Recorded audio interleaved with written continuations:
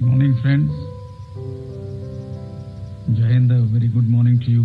Let me at the outset extend my New Year greetings to all of you present here.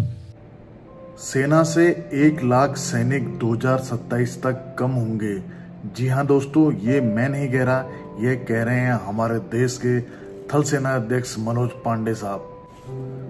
दोस्तों, आपको बताना चाहूँगा कि 11 जनवरी को हमारे chief of the army staff यानी कि जो हमारे सेना अध्यक्ष हैं, उनकी एक प्रेस कॉन्फ्रेंस हुई और जिसमें उन्होंने बताया है कि सेना से 2027 तक 1 लाख सैनिक कम होंगे। दोस्तों, कितने दुख की खबर है कि जहां एक सैनिक जो पहले इंडियन आर्मी का सोल्जर कहलाता था, अब 2022 जून के बाद में वो अग्निवीर कहलाता है।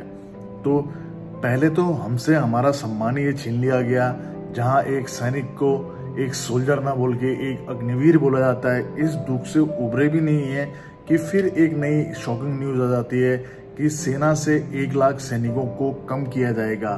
कितने दुर्भाग्य की बात है। 2027 तक का टारगेट रखा हुआ है और इस बात की पुष्टि खुद हमारे chief of the army staff press conference के माध्यम से करते हैं। तो मतलब मैं तो क्या कहूँ, मुझे खुद कुछ समझ में नहीं आ रहा कि सेना में जो ये बदलाव हो रहे हैं, ये बदलाव देश की सुरक्षा के लिए सही हो रहे हैं या हम सुरक्षा के साथ में खिलवाड़ कर रहे हैं। आप लोग क्या सोचते हैं, ये जरूर बताएं। लास्ट में जनरल साहब का वीडियो भी डाल दूंगा, आप लोग अपनी प्रतिक्रियाएं जरूर दें।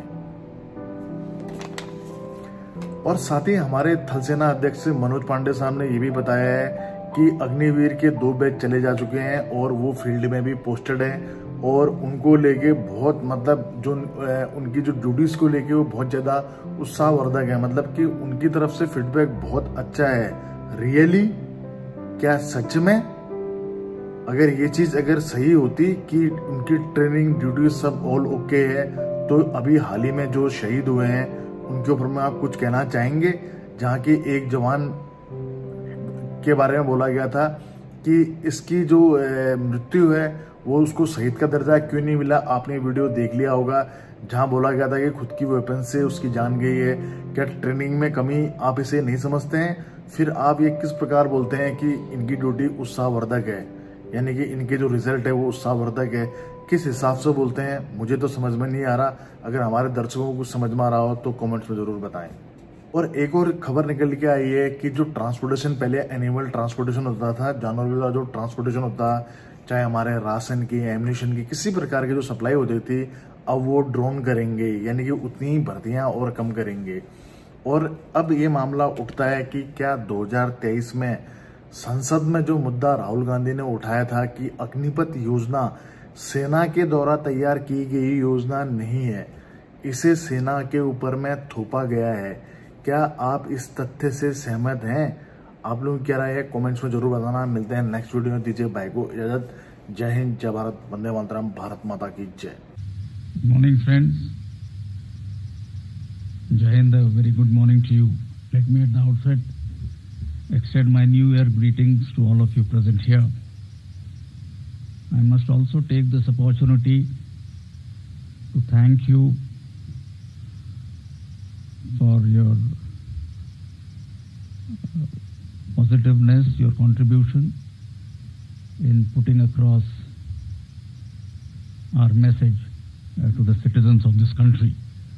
And I must also put on record our appreciation, especially of the defense-based journalists who have been, visiting our forward areas often.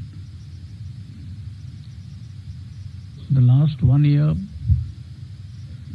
has witnessed, you would agree, very significant and noteworthy developments in the geopolitical and security domains. I wish to only highlight a few pointers here. फिर मानव संसाधन प्रबंधन की जो प्रक्रिया है, हमारी जितनी भी नीतियां हैं या उसमें रणनीति थी, उसमें भी हमने एक बड़ी मात्रा में बदलाव लाया है। और इसका मुख्य कारण ये था कि बदलते समय की जो मांग है, तो बदलते समय के साथ जितनी भी अनुकूल नीतियां हमको सेना में लानी चाहिए, ये उस दिशा में प्रयास रहा है। और जिसके तहत जो अग्निपथ स्कीम है,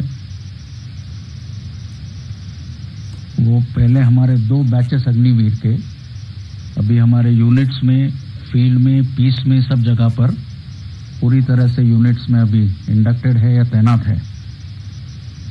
और जो फीडबैक जो अभी हमको मिला है वो एक बहुत सकारात्मक, अच्छा और एक तरह से उत्साहपूर्वक है।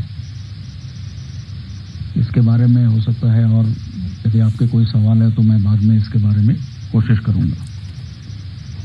इसी मानव संसाधन प्रबंधक की प्रक्रिया के तहत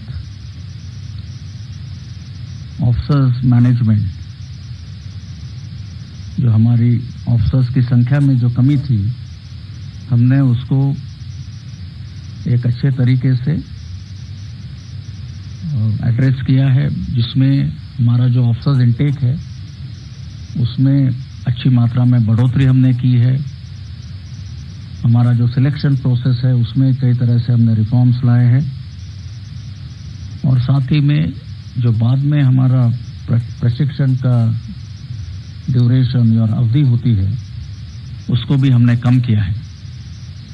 जैसे कि आर्मी कैडेट कॉलेज या टेक्निकल एंट्री स्कीम, उसमें हम ट्रेनिंग की अवधि को उसमें हमने और कम किया है, without affecting the final outcome that you are looking eight.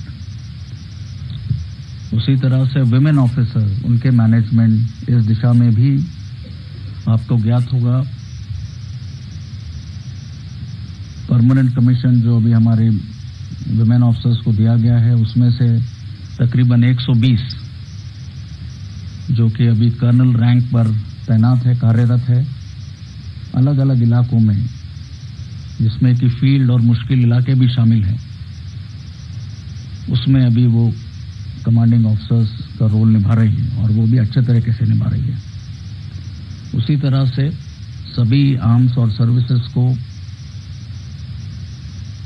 एक कॉमन लेवल पे लाने के लिए हमने कुछ समय पहले कॉम्प्रिहेंसिव प्रमोशन पॉलिसी का ऐलान किया था, सभी स्टेक होल्डर्स के इंटरेक्शन के बाद और अप्रूवल के बाद, जिसमें कि जो छोटी मोटी कमियां या इन्फॉर्मिटीज थी उसको हमने एक तरह से प्रयास करके we have been able to smoothen them out.